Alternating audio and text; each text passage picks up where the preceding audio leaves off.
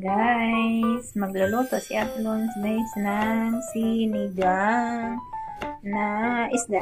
Ayan, isang isda lang yan guys, malaking tilapia.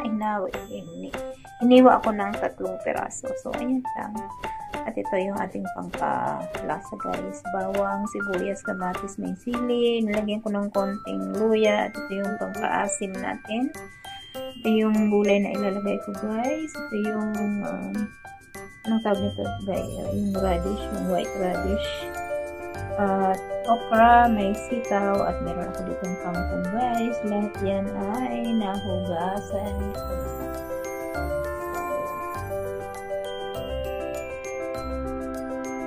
Yan guys, kulong-kulo ng ating tubig guys. At ilagay na yung ating mga sangkap na bawang. Sabay-sabay ko na yan guys, yung bawang, yung konting luya, yung ating onion o sibuyas, at ang kamatis.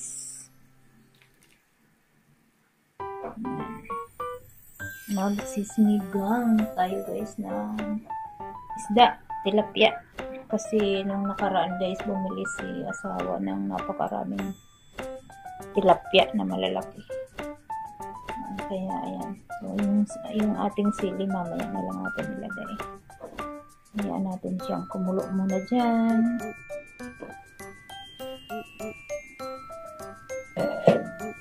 Ilagay ko na guys yung ating white radish. Ano ba ito tawag sa atin? Labanos. Labanos nga pala ito sa atin. Nahulog yun. Inuna ko yung radish kasi medyo matigas-tigas itong gulay na to bago maluto.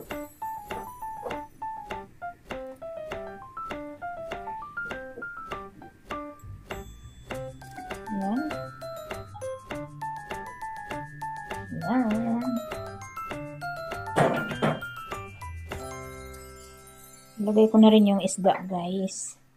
Kasi medyo malaki yung ulo niya. Ayan. Para maluto siya guys. At susunod ko na yung sitaw.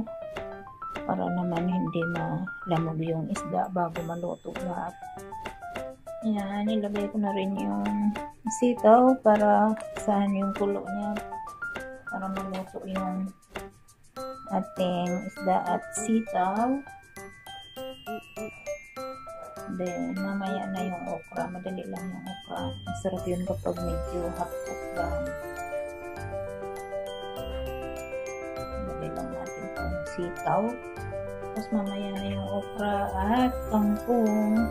Ayan.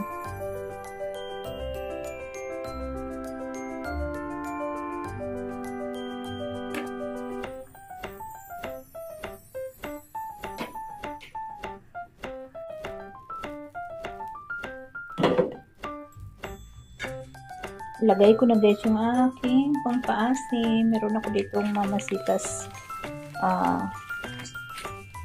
sampalok ito guys sinigang sa sampalok mix.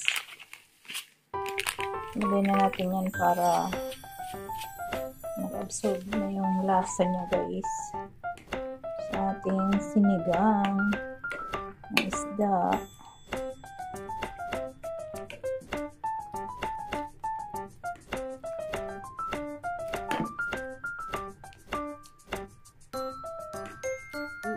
Hindi ko pa pala nilalagyan na ng sangkap guys. Lagyan ko ng asin at paminta. Meron akong pamintang durog. Wala akong pamintang buo. Ito asin. Para huwag maalat.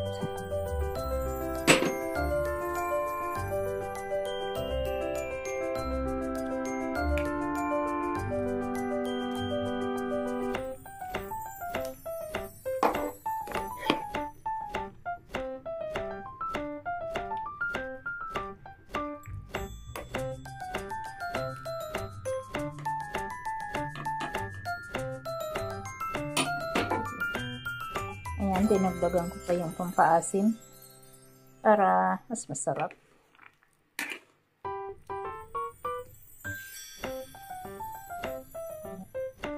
na yung sitaw, lagay ko na rin yung ating okra.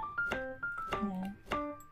Sabay ko na rin yung kangkong para sabay na siyang maluto dyan. Ang ating kangkong.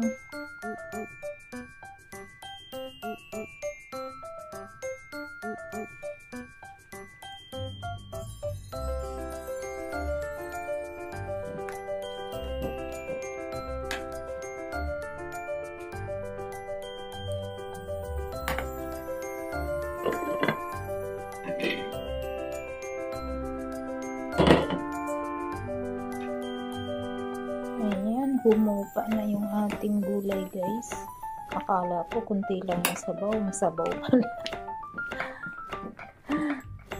Mag-swimming tayo nito sa sabaw guys.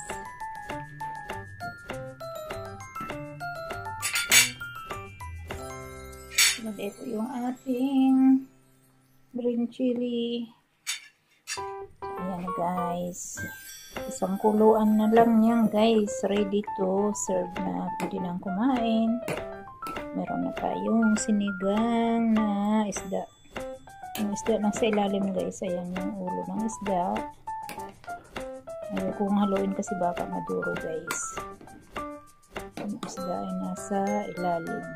Ayan. Mamaya. Ayan guys.